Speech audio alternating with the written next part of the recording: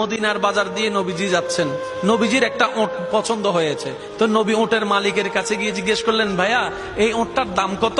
ওই দামাদামি হলো, নবী সে দামে কিনতে রাজি হলেন, কিন্তু নবীর কাছে তখন অর্থ ছিল না। তখন নবীজি ওনাকে বললেন, আপনি আমাকে ওটটা দেন, আমি এখনো গিয়ে আপনার সেই প্রাপ্যটা পাঠিয়ে দিচ্ছি।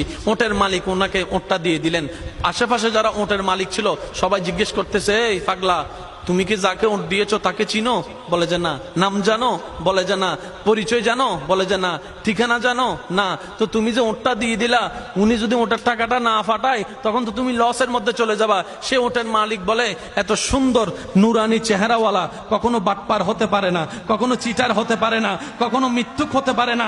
ওনার চেহারা দেখেই তো আমি ওট বিক্রি করার আগে মনটাই বিক্রি করে দিয়েছি, মনটাই বিক্রি করে দিয়েছি, মনটাই বিক্রি করে দিয়েছি।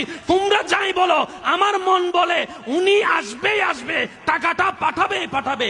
এই কথা বলতে না বলতে কিছুক্ষণ পরে নবীজির একজন সাহাবা এসে বলছেন, একটু আগে একজন ওট নিয়ে গিয়েছেন, কাছ থেকে ওটের মালিকটাকে একটু দেখতে চাই। উনি বলে যে আমার থেকে। তো উনি বললেন, আমাদের নবী আপনার থেকে ওটটা নিয়ে গিয়েছেন, ধরেন ওটের টাকাটাও দিয়েছেন, আপনাদের খাবার জন্য কিছু খেজুরও হাদিয়া পাঠিয়েছেন, খেজুরও হাদিয়া পাঠিয়েছেন। ওই ওটের মালিক বলে, ভাইয়া টাকাটাও রাখেন, খেজুরটাও রাখেন, আগে আমাকে ওনার কাছে নিয়ে যান। আমি ওট বিক্রি করি নাই, আমার দিলটাই বিক্রি করে দিয়েছি। ওনার চেহারা মোবারক দেখে আমার মনটাই পাল্টাই গিয়েছে, আমি কালিমা পড়ে মুসলমান হয়ে যেতে রাজি আছি। সুবহানাল্লাহ। जिसका कोई सानी नहीं वो नबी हमारा है, मुस्तफा की अजमत का हद ही ना किनारा है। आशिक बोले, लम याति नजीर कफी नजरिन मिसले तुना शुद्ध पैदा जाना। চিৎকার দিয়ে বলেন না সুবহানাল্লাহ। ওই নবীটা কাদের নবী? হয় নাই, সবার আওয়াজ বলেন, ওই নবীটা কাদের নবী? আমাদের কি ভাগ্য সে নবীর উম্মত হতে পেরেছে। আর একটু জোরে। প্রত্যেকটা বান্দাকে আল্লাহ জীবনে একবার সুযোগ দেয় দেয়, সে যে ধর্মেরই হোক, একবার সুযোগ আল্লাহ দিবেই দিবে, কিন্তু সুযোগটা কখন আসবে আল্লাহ জানায় না। তো সেজন্য ওয়াকুনু মা সাদিকিনের আয়াত আমল করতে হয়। আর একটু জোরে বলি না সুবহানাল্লাহ। ওয়াকুনু মা সাদিকিন আয়াতের উপর আমল করলে সুযোগটা যখনই আসবে আপনি সুযোগটা ধরতেও পারবেন, নিতেও পারবেন। কেউ হাসরের ময়দানে গিয়ে আল্লাহকে বলতে পারবে না, আল্লাহ তুমি আমাকে সুযোগ দাও নাই, এটা বলতে পারবে না।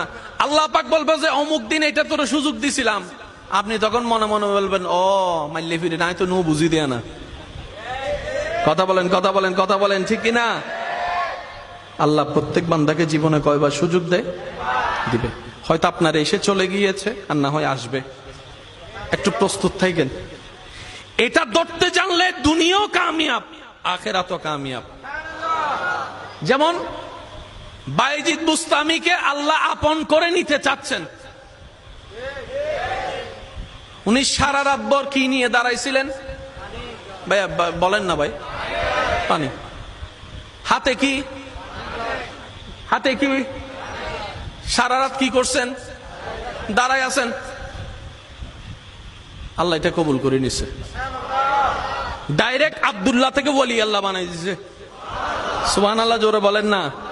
তো যে পথ পার হয়ে উনি যেখানে যেত 10 বছর লাগতো, আল্লাহ সেটা সেকেন্ডের ভিতর পার করাই দিয়েছেন। সেজন্য মা বাবার যখন সেবা করবেন নিয়ত এটাই রাখবেন, ও আল্লাহ এটা তোমার জন্য পছন্দ হয়, এটার দ্বারা তুমি আমাকে কল্যাণ দান করো, এটার দ্বারা তুমি আমাকে জান্নাত দান করো।